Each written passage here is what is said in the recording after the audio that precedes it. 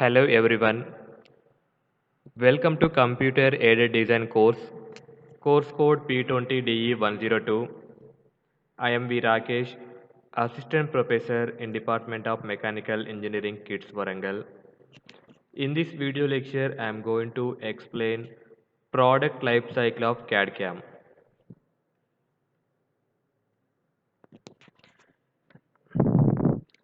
In engineering practice, CAD/CAM has been utilized in different ways by different people. Some people utilize it to produce drawings and document designs. Some people may employ it as a visual tool by generating shaded images and animated displays. Some people may perform engineering analysis of some sort on geometric models such as finite element analysis. Some people may use it to perform process planning and generate numerical control part programs. In order to establish the scope and definition of CAD/CAM in an engineering environment and identify existing and future related tools, a study of a typical product cycle is necessary. This figure shows a flow chart of typical product life cycle.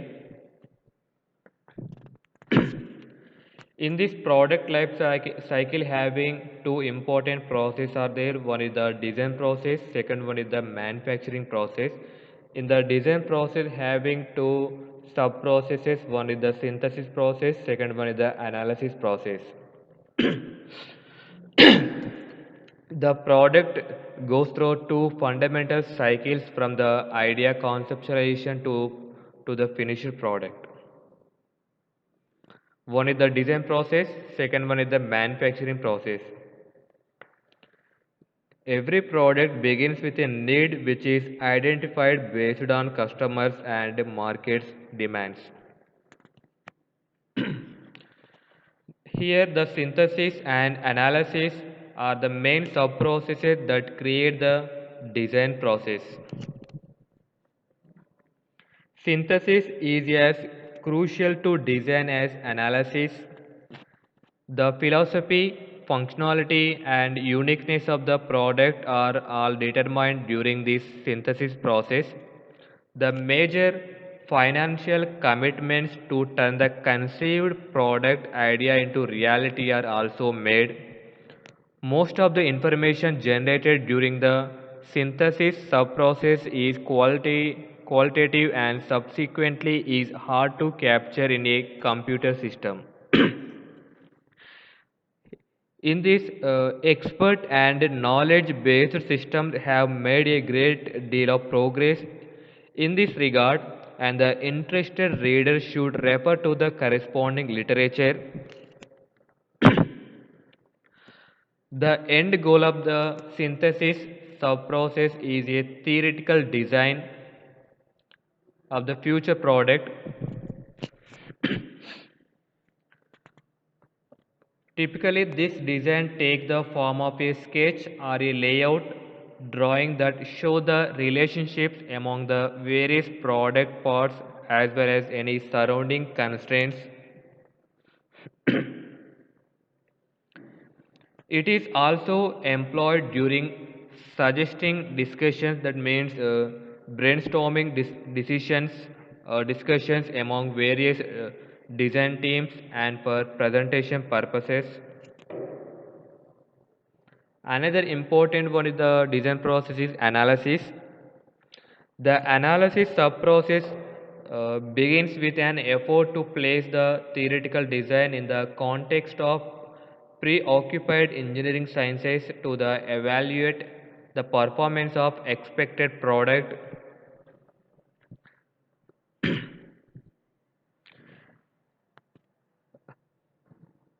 This creates a design modeling and simulation.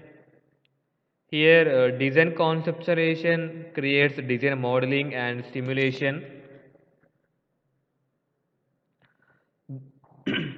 The quality of the results and decisions involved in the activities to follow such as design analysis, optimization, design evaluation, and design documentation and communication, is directly related to and limited by the quality of the chosen uh, design model. An important characteristic uh, an important characteristic of the analysis sub process is what if scenario, which is usually valuable in design situations where analytical solutions do not exist. A computer environment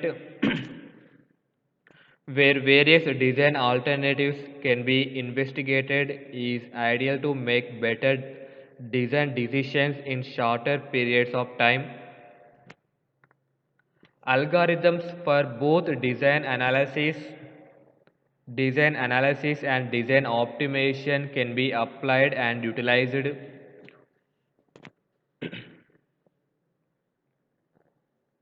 Once the major elements of the design have been analyzed and their nominal dimensions determined, the design evaluation phase starts.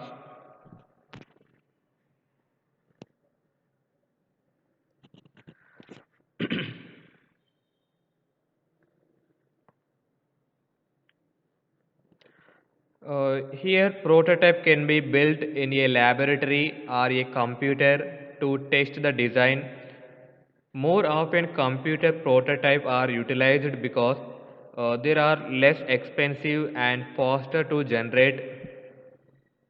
They also help the designer to determine other dimensions of the product that are not analyzed, as well as finalize those that result from analysis by employing uh, common sense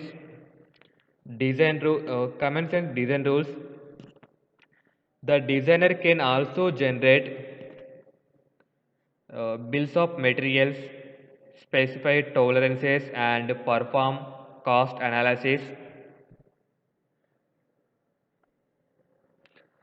The last phase, the last phase of analysis sub process is the design documentation and communication, which involves which involves preparations of drawings, reports, and presentations. Drawings are utilized to produce blueprints to be passed to the manufacturing process.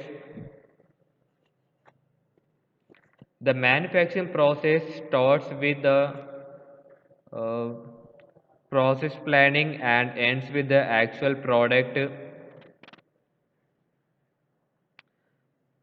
In this manufacturing process, the process planning is the measured the backbone of the manufacturing process, since it attempts to determine the most effective sequence to produce the product.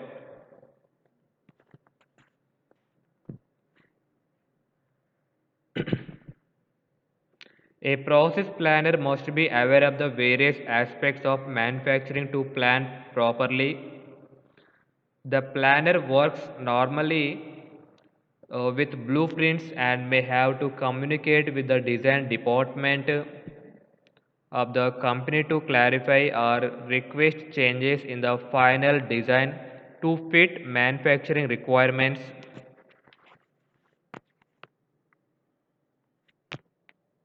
The outcome of process planning is a production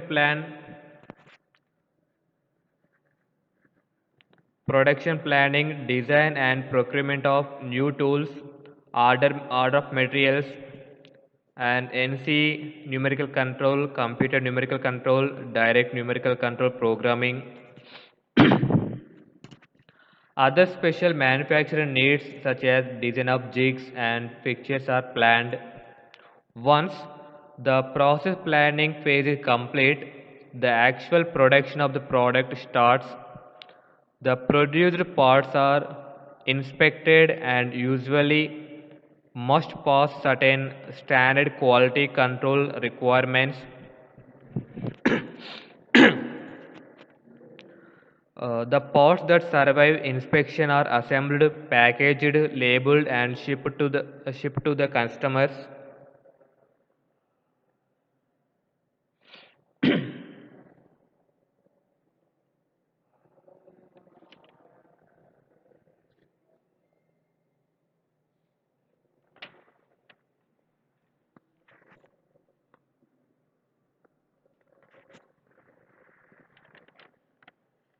Once the process planning phase is complete, the actual production of the product begins. The product parts are inspected and usually must pass certain standard quality control requirements.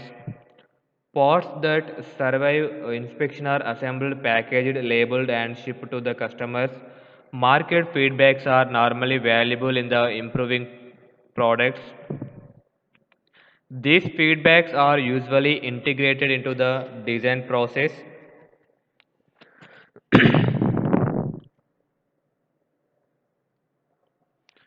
Uh, with the market feedback, a closed loop product cycle results.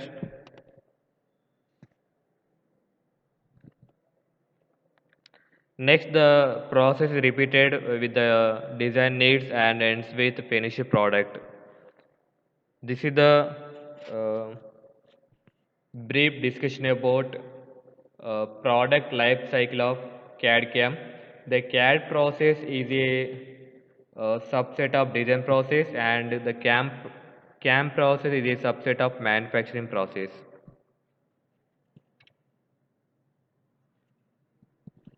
In the next video lecture, we will discussing about implementation of typical CAD process on a CAD CAM and CAM process on a CAD CAM. I hope this is very clear to everyone. Thank you for watching. Please do like and subscribe my channel for more updates.